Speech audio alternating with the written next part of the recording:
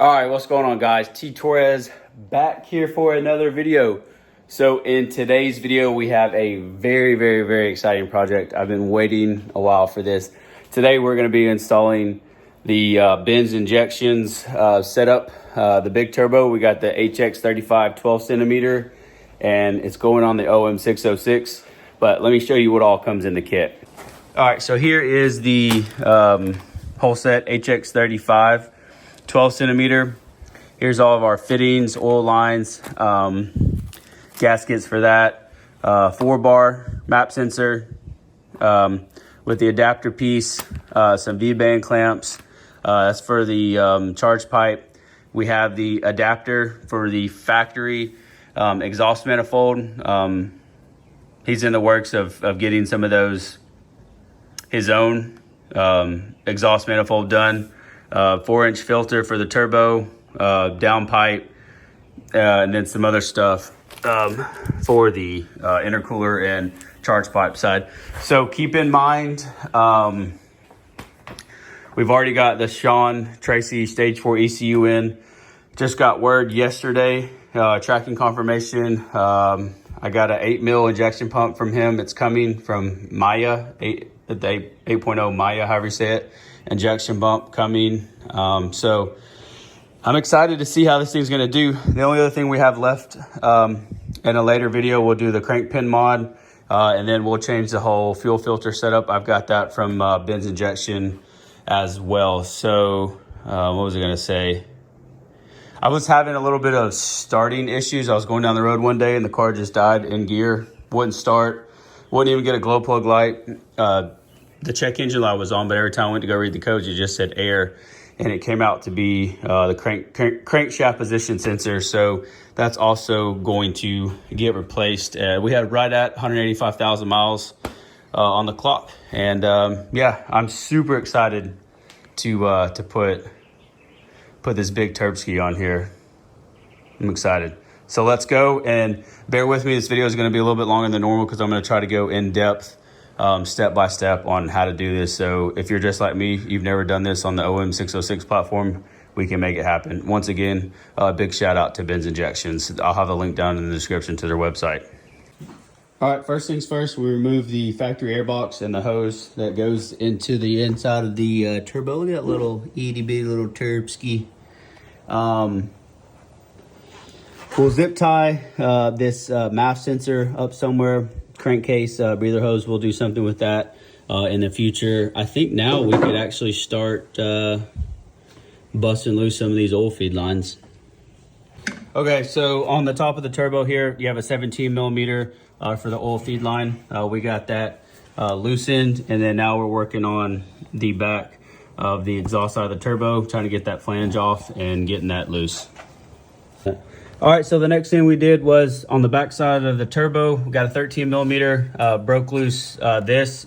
And then of course we've been spraying Seafoam Deep Creep, and then we've been spraying them as well on the exhaust manifold side of the turbo. So this clamp, we'll get a flathead, get that bad boy loose, and then we'll start working on the back of the block for the oil feed line for that. All right, so on the back side of the exhaust turbo, this little band here is riveted on. There was plenty of heat cycles on it, so it was very tough to get out. Well, I wouldn't say that tough, but we just took a flathead screwdriver and a mallet, and that thing came right out. All right, so once you have everything loose, just take you a flathead and pry up against that, and then the factory down pipe is out. And then, like I said, Benz Injection has provided us with a new one. All right, so on the charge pipe itself, get you a flathead screwdriver and go ahead and get that coupler loose. All right, first stud is out for the exhaust adapter piece. We used a half. And then, like I said, I've been spraying Seafoam Creep on that bad boy for a couple of days now. And that's 1 out of 3. First one came out pretty easy. Now we're gonna go for the other 2, and then we'll work on the oil feed line on the back. All right, so next, while we're letting some Seafoam Creep do its thing, we're gonna be replacing the map sensor with a 4-bar You have an 8mm up here, and then you just got to remove the little hose that's on the back. And then Benz Injection provides you with a direct plug and play harness for that. So we'll plug that in, put this up, and then yeah, we'll mount it back where it goes. All right, so the back side of the oil feed line that's on the block is also a 17mm. And once again, we did have to spray some seafoam creep on it, and it was a real pain in the rear to get it loose. All right, so in order to get this oil feed line off, we kind of just bent it, and then we used the crow's foot to get it somewhat loose. And then there's a bolt that actually goes to the block itself. We had to break it off because it was so yeah, we had to break it off because we couldn't break the hose off. Break the hose off in order to get this to spin freely and then come right out. All right, in order to get the one closest to the exhaust manifold, we jacked the car up, and obviously, you know, we've been spraying the creep on there, and it's busted loose right now and coming out. So we're one step closer to getting this massive factory turbo out. Felt like it went a little deeper. Okay, so on the bottom side of the turbo, like for the bracing, I got a socket set off Amazon, and we used an E11 Torx or hex set. I'll have a link down in the description as well to purchase this. You're definitely going to need this set for sure. All right, the moment we've all been waiting for. Hopefully. We're getting this massive 400 or 500 horsepower turbo out of the studs. Voila! That's what it was. Little baby Snell is out. That joker was, I don't know, 185,000 miles. Woo! Yep, she is sooty soot. Hell yeah, dude. So on the oil drain feed down there, you have a piece here. There's an O-ring on this side, and then this side is up top. We just kind of wiggled it loose, pulled it out, got it on the bottom with a flathead screwdriver, and got that one out. And then that's where the big hose is going to go to. Yeah, this oil return line right here. That's what's going to go in that spot. All right, so just to catch you guys up, we have the adapter piece into the exhaust manifold. Those are 13mm. We beat a little bit of this heat shield out so we could have some more room.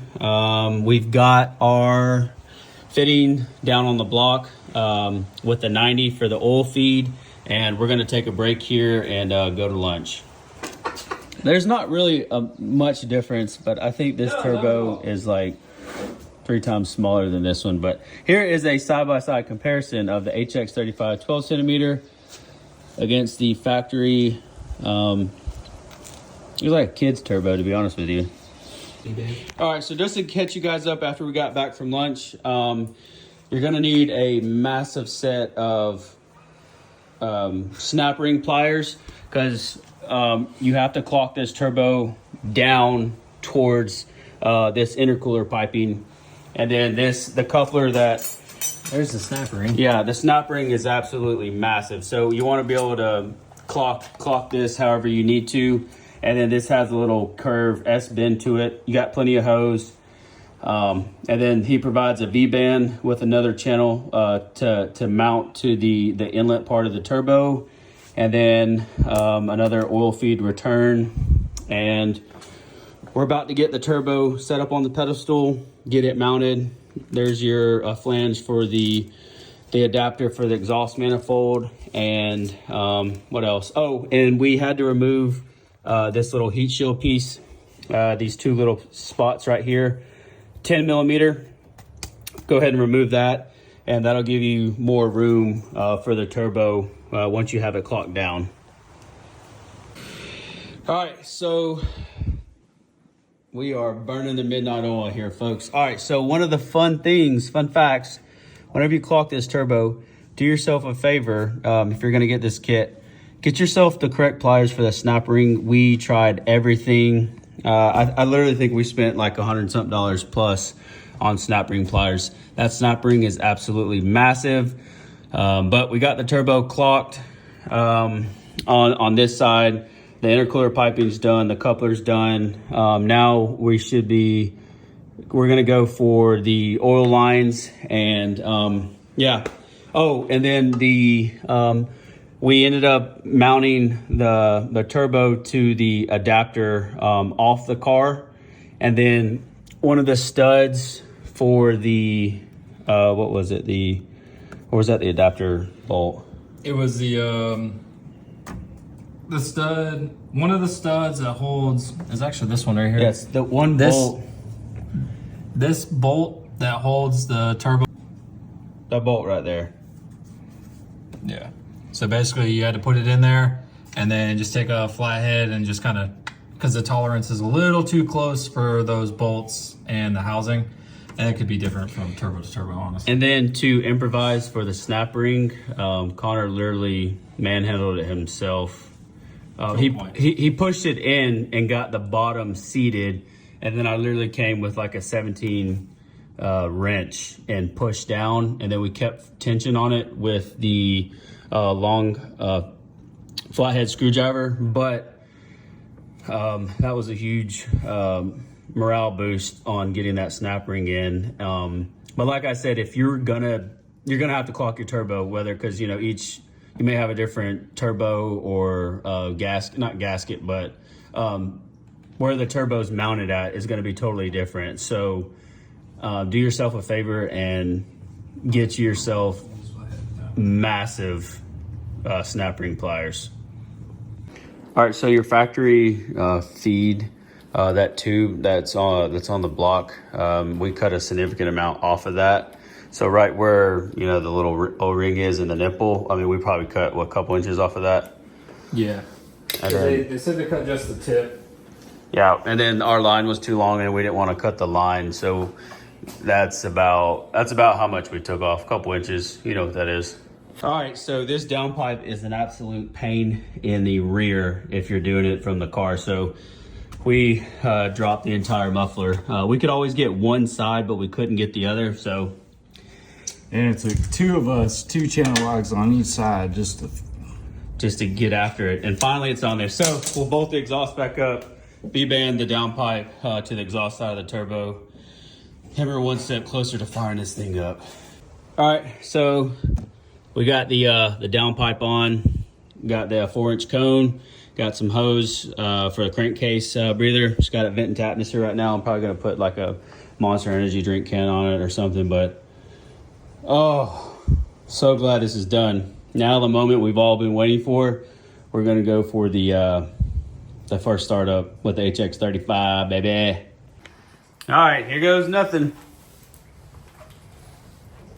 Hopefully that light, I'm gonna move that light just in case nothing crazy should happen, but I got all the tools off of the motor.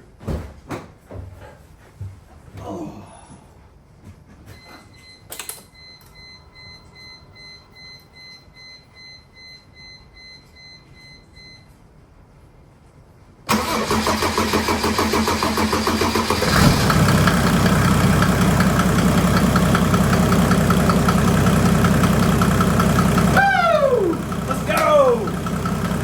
Yeah, buddy!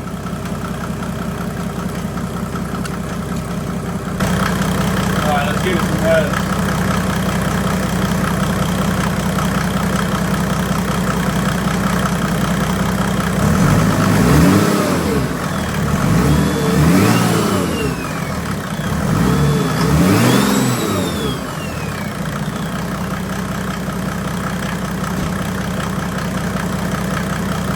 That's the sound of my people.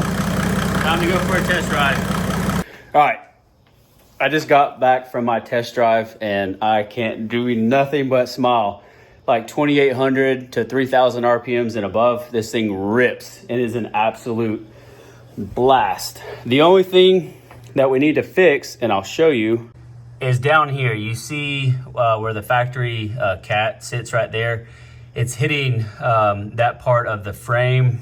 So I don't know if that's due to the downpipe having tension and pulling it or whatever. So I'm gonna take it to the exhaust shop tomorrow, get it up on the 4-post lift, see if we can't make a bracket or maybe shave that little piece out. And then for now, since this is eventually gonna change where the turbo sits now, I'll do a 3-inch with a removable section from the downpipe back. But absolutely love this thing. Sounds amazing. And as soon as I get done cleaning up the garage, it's like 10 o'clock at night, I'm going to go rip this thing some more.